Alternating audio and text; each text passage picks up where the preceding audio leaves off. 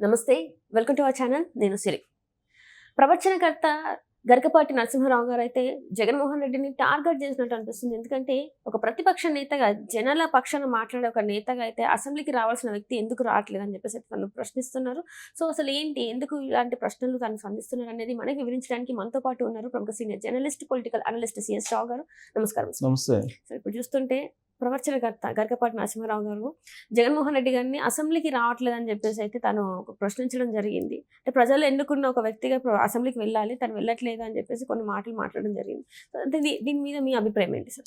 So ఒకటి, ప్రవచనకర్త గరికపాటి నరసింహారావు ఆయన్ని కేవలం ఆధ్యాత్మికవేత్త, ప్రవచనకర్తగా మాత్రమే చూడటానికి లేదు. సమాజంలో ప్రజల్లో చైతన్యం కలిగించేలాగా ఆయన ప్రవచనాలు, ఆయన స్పీచ్లు ఉంటూ ఉంటాయి. ఆయన ఏదైనా చెప్పారు అని అంటే ఖచ్చితంగా దాంట్లో ఆలోచింప తగినటువంటి అంశం ఖచ్చితంగా ఉంటుంది అనేది మనం భావించవచ్చు. ఈవెన్ 2024 ఎన్నికల ముందు, 2019 ఎన్నికల ముందు కూడా నరేంద్ర మోడీ పనితీరుని, నరేంద్ర మోడీ చేసినటువంటి నిర్ణయాల్ని కొన్నిటిని ఆయన ప్రస్తావిస్తూ నరేంద్ర మోడీ లాంటి నిస్వార్థపరుడు దేశ ప్రధానమంత్రిగా ఉండాలి అని చెప్పి ప్రజలకి ప్రతి ప్రవచన వేదిక మీద ఏదో ఒక సందర్భంలో చెప్తూ వచ్చారు ఆయన. అంటే ఈ దేశ హితం, ఈ రాష్ట్ర హితం, ఈ సమాజ హితం కోసం ఆయన తన ప్రవచనాల్లో ఏదో ఒక రూపంలో సందేశం ప్రజలకు ఇస్తూ ఉంటారు. ఇప్పుడు ఆంధ్రప్రదేశ్కు సంబంధించి ఆంధ్రప్రదేశ్ పరిస్థితులు వీటన్నిటి మీద కూడా ఆయన ప్రవచన రూపంలో ప్రవచనాలు చెప్పేటప్పుడు ఏదో ఒక రూపంలో ఆయన కొన్ని వాగ్బాణాలను సంధిస్తూ ఉంటారు.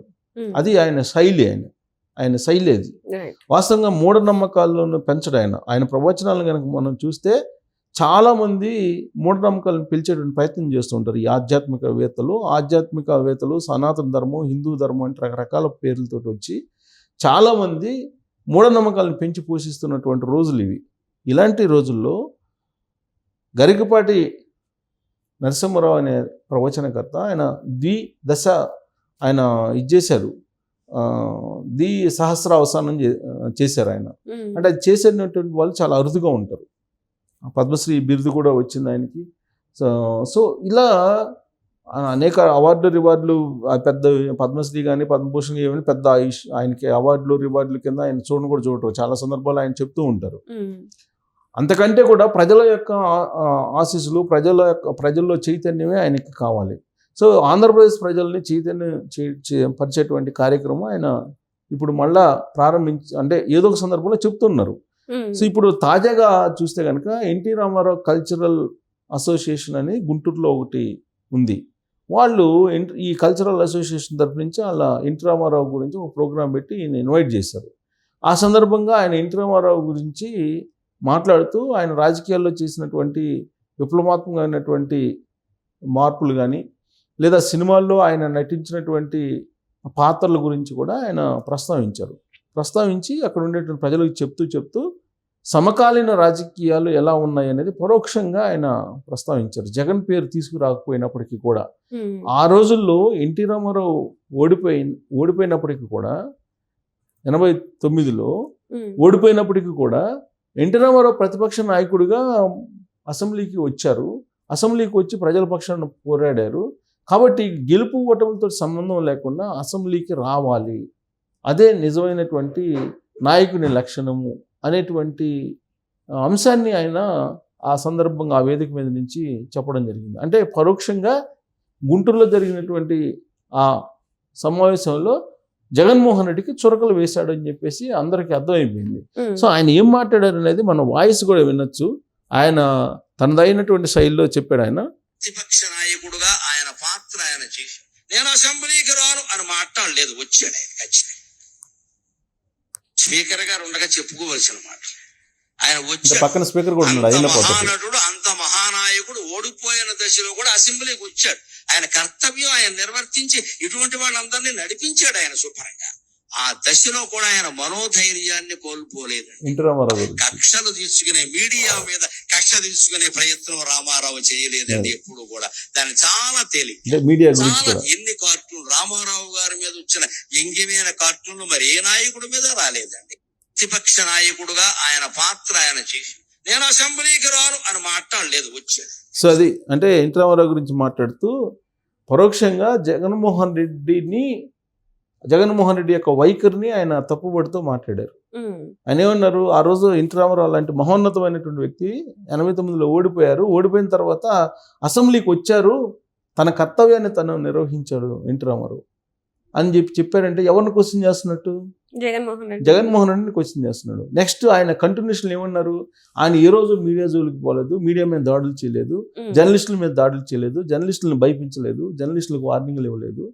ఆయన మీద వచ్చినన్ని విమర్శలు కానీ వచ్చినన్ని ఆరోపణలు కానీ ప్రతిపక్షం నుంచి బహుశా వ్యంగ్యాస్త్రాలు కానీ ఏ నాయకుడి మీద వచ్చి ఉండవు. ఆ రోజు సినిమాలు తీశారు, ఎన్టీ రామారావుకు వ్యతిరేకంగా అనేకమైనటువంటి సినిమాలు తీశారు. కానీ ఈ రోజు కూడా ఆయన ఆ సినిమా ఎందుకు తీశారని కానీ ఒక్కరోజు కూడా ప్రస్తావించలేదని టాలీవుడ్లో ఎవరినైనా చెప్తారు. ఎన్టీ రామారావు కన్ను తెరిస్తే అసలు ఆ సినిమాలు ఆగిపోతాయి వాస్తవంగా అయితే. కానీ ఆ రోజు ఆయన మీద వ్యతిరేకంగా ఆయన గెటప్లో పైగా పెట్టి సినిమాలు తీసినటువంటి సందర్భాలు చాలా ఉన్నాయి. మండలాధీశుడు అని ఒక సినిమా తీసి ఎన్టీ రామారావుని ఏకిపారేసినటువంటి సినిమా, డైరెక్ట్గా ఏకిపారేశారు. అలా అనేక సినిమాలు తీశారు. అలాగే పత్రికల్లో ఆయన మీద ఇన్ని వార్తలు యాంటీగా రాశారు, ఆయన వ్యక్తిత్వం మీద రాశారు, ఆయన వ్యక్తిగతం మీద రాశారు. ఆయన ఏదో ఉదయాన్నే శవం మీద ఏదో పూజలు చేస్తారని, శవ పూజలు చేస్తారని, ఇలా రకరకాలు ఎన్నో రాశారు. కానీ ఏ రోజు ఏ జర్నలిస్ట్ మీద దాడులు చేయించడం కానీ, ఏ పత్రిక మీద దాడులు చేయించడం కానీ ఎప్పుడు కూడా కనీసం ఆయన లీగల్ నోటీసులు కూడా పంపిలా. ఏ సందర్భంలో లీగల్గా కూడా ఆయన నోటీసు కూడా పంపించి దాఖలాలు లేవు. అంటే మీడియాకి అంత స్వేచ్ఛ ఇచ్చాడు ఆయన. వాళ్ళు ఇష్టం వచ్చినట్టు రాసుకుని అస్సలు పడుచుకున్నాడు. తన పని ఏదో తను చేసుకుని, తన కర్తవ్యం ఏదో తను చేసుకుని వెళ్ళిపోతుండేవాళ్ళు. ఇవన్నీ ఎందుకు చెప్పాడంటే గరికపాటి నరసింహారావు ఎందుకు ప్రస్తావించాడంటే జగన్మోహన్ రెడ్డికి తగిలేలా మాట్లాడాడు ఆయన. అది కూడా గుంటూరు వేదికగా మాట్లాడారు. జగన్మోహన్ రెడ్డి 2019 నుంచి 2024 మధ్యలో ఏం చేశాడు జగన్మోహన్ రెడ్డి? ఎవరైనా ఆయన మీద పోస్ట్ పెట్టినా లేదా ఆ పోస్ట్ని రీట్వీట్ చేసినా కానీ ఆయన చేసిన పని ఏంది? 70 సంవత్సరాల రంగనాయకమ్మని తీసుకెళ్ళి పోలీస్ స్టేషన్లో కూర్చోబెట్టాడు. అనేక మంది ఇళ్ల మీదకి ఈ సోషల్ మీడియాలో పరిపాలన గురించి ప్రశ్నించేటువంటి వాళ్ళ మీద పోలీసులను పంపించి భయపించాడు. అనేక మంది ఇళ్లపైకి అర్ధరాత్రి పూట పంపించారు. స్వయంగా నా ఇంటి మీదకి పోలీసులను పంపించాడు జగన్మోహన్ రెడ్డి. నేను 26 సంవత్సరాల నుంచి జర్నలిజంలో ఉన్నాను, ఏంటి పరిపాలన ఎలా ఉంటుంది, ప్రజా పరిపాలన ఎలా ఉండాలి, విధానాలు ఎలా ఉండాలి అనే దాని మీద ఖచ్చితంగా రివ్యూ చేసే లేదంటే అనాలిసిస్ చేసేటువంటి రైట్ జర్నలిస్టులకు ఉంటుంది కదా. జర్నలిస్టుకే కాదు, ప్రతి పౌరుడికి ఉంటుంది. ఒక జర్నలిస్ట్గా ఉన్న విషయాన్ని చెప్తూ నువ్వు తప్పు చేస్తున్నావు, ఇది కాదు, ఇది పద్ధతి కాదని చెప్పినందుకు నా ఇంటి పైన కూడా పోలీసులు పంపించాడు కదా. అలా కొన్ని వందల మంది ఇళ్ల మీదకి పోలీసులు పంపించారు. పౌరుల ఇళ్ల మీదకి పంపించారు, పార్టీల నాయకుల ఇళ్ల మీదకి పంపించారు, విపక్షాల నాయకుల ఇళ్ల మీదకి, అలాగే జర్నలిస్టుల ఇళ్ల మీదకి పంపించాడు. అనేక రకాలుగా భయపించేటువంటి ప్రయత్నం చేశాడు జగన్మోహన్ రెడ్డి. అందుకే గరికపాటి నరసింహారావు అది ప్రస్తావించారు. ప్రస్తావిస్తూ ఒక ప్రతిపక్ష నాయకుడిగా లేదా విపక్ష నాయకుడిగా లేదా ఒక ఎమ్మెల్యేగా, పులివెందుల ఎమ్మెల్యేగా ఖచ్చితంగా నీ కర్తవ్యం నువ్వు నిర్వహించాలి అసెంబ్లీకి వచ్చి. కానీ అసెంబ్లీకి రాకుండా బెంగళూరు వెళ్ళిపోయి కూర్చున్నాడు ఆయన. బెంగళూరుకి వెళ్ళిపోయి నాకు ప్రతిపక్ష నాయకుడు హోదా ఇస్తేనే నేను వస్తాను అని అంటాడు. కోర్టుకు వెళ్ళాడు, హైకోర్టుకు వెళ్ళాడు. హైకోర్టు ఎందుకు ఇస్తుంది అసలు? హైకోర్టు ప్రతిపక్ష హోదా ఏమని చెప్తుందా? ఒకవేళ అదే ఏమని చెప్తే రేపు ఇంకో పిటిషన్ వేస్తాడు, నాకు ముఖ్యమంత్రి పదవి కూడా ఏమని చెప్తుంది. సహజంగా అది నెక్స్ట్ అదే కదా. ఇప్పుడు ఒకవేళ ఇది ఏమని చెప్పి ఆర్డర్ ఇస్తే కోర్టు నాకు ముఖ్యమంత్రి పదవి కూడా ఏమని చెప్పి ఇంకొకళ్ళు వేస్తారు, లేదంటే ఈయనే వేస్తాడు కోర్టులోకి. కాబట్టి కోర్టు జోక్యం చేసుకో. ఇప్పుడు ప్రజలు ఇచ్చినటువంటి మ్యాండేటరీ ప్రకారమే ఉంటుంది లెజిస్లేషన్ అనేది, అంతే తప్ప కోర్టులు ఇచ్చేటువంటి డైరెక్షన్ ప్రకారం లెజిస్లేషన్ ఉండదు. సో ఈ మినిమం పరిజ్ఞానం ఆయనకు లేక పిటిషన్ వేశాడా అని అంటే అది కూడా అపాసిబుల్ అవుతున్నాడు. సో కాబట్టి ఒక కర్తవ్యం అనేది నిర్వహించే దాంట్లో జగన్మోహన్ రెడ్డి నిర్వహించట్లేదని చెప్పి గరికపాటి లాంటి వాళ్ళు ప్రవచనాల్లో ప్రశ్నిస్తూ ఉన్నారు. అంటే ఏ స్థాయిలో జగన్మోహన్ రెడ్డి అవగాహన రాహిత్యంతో వ్యవహరిస్తున్నాడు అనే దానికి ఇది ఒక నిదర్శనంగా చెప్పొచ్చు. గరికపాటి ఒక రంగంగా టార్గెట్ చేశారు, మొదలుపెట్టారు. ఇప్పుడు ఇంకా అది రాబోయేటువంటి రోజుల్లో ఏ స్థాయిలో వెళ్తుందో గరికపాటి విషయం తెలిసినటువంటి వాళ్ళు ఎవరైనా ఊహించుకోగలరు. ఎందుకంటే ఆయన ప్రవచనాలకు వెళ్తుంటారు, ఎటువైపు నుంచి ఆయన బాణాలను విసురుతారో ఎవరికి అర్థం కాదు.